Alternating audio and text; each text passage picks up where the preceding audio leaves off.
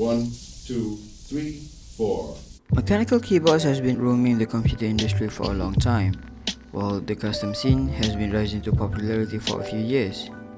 The first mechanical keyboard that I've ever owned is the G413. Yeah, you know, the Roman G one. And at first, I thought it is a very good keyboard. I mean, it is the first keyboard that I've ever owned. I was happy using that keyboard. Well, until this happened.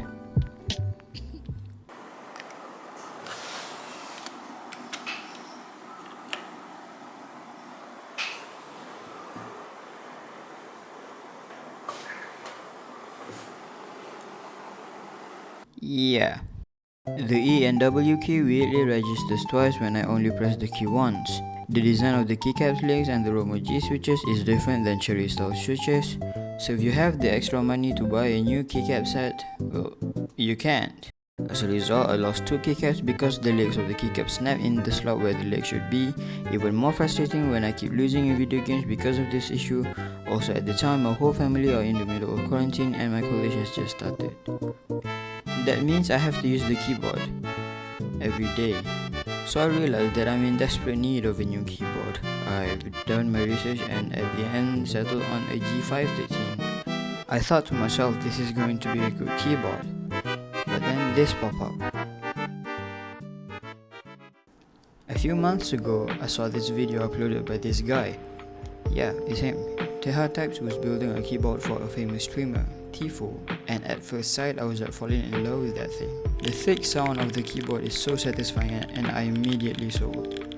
So I jumped from my bed and quickly searched for the parts, the switches, the case, the keycaps, all of them. But when I want to buy those things, this is what I found.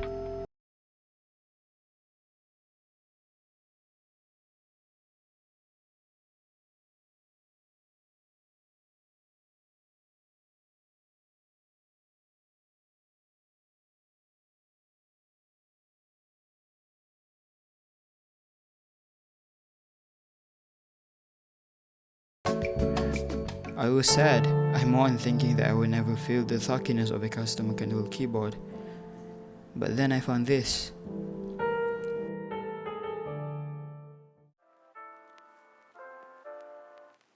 I saw a YouTuber who goes by the name of Wildcat, showing that you don't need to have thick wallets to have thick sounding keyboards. All you need is a GK61 and Gatron switches. Then I searched online finding all of the parts that I need for the keyboard and I ended up settling for the GK64. The form factor is like the GK61 but it has the arrow keys, so it's much more convenient for me at least. I use the arrow keys a lot. The switches that I bought are Gatron blacks because I thought it was Gatron ink blacks, but it's not, so yeah, my mistake. And also a set of unknown brand keycaps that I bought from Banggood.com. All of this came out to a total of $100, which is for a pre-built keyboard is quite expensive though. But for a custom mechanical keyboard, after seeing the prices of all of the parts, after all of the items arrived, which is very quick because I live in Asia, I immediately started working on it. Clip the steps, loop the switches, loop the steps, put some foam in the case, snap the switches into the PCB, and finally putting the keycaps on the switches. After all of that work is done, this is what I got.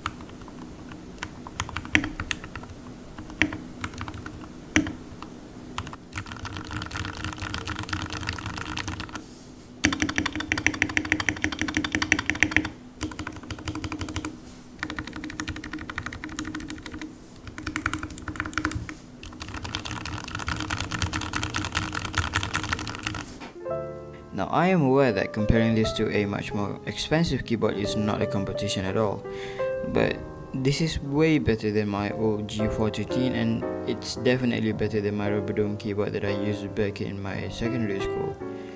And for $100, it's easily the best value computer accessories that I've ever bought. It's that good.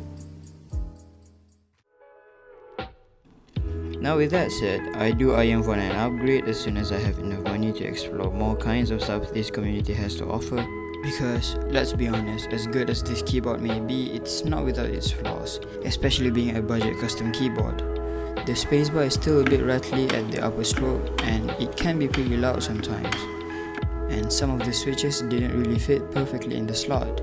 I can sort of pull off the switch with my own finger, so there's that.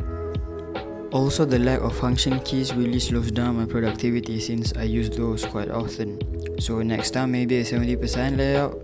One more thing, I will be uploading more videos in the future, so subscribe if you haven't. That's it for me. Bye.